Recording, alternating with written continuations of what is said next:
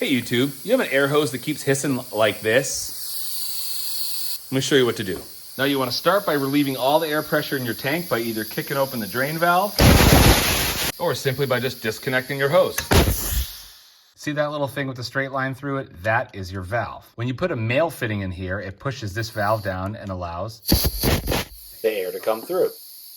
Now if you take a flathead screwdriver, sometimes you can get lucky by adjusting these seals. But sometimes they're just shot, and you just simply need to replace the fitting. All right, you're gonna go ahead and grab the proper wrenches. Right here I have a 9/16 and then an adjustable, and I'm just gonna go ahead and pop this fitting off.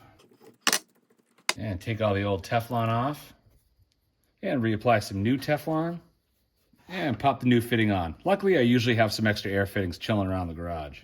I kinda like air tools. And we'll go ahead and cinch that guy up. And we'll reconnect the air hose, and we'll crank up the outlet pressure.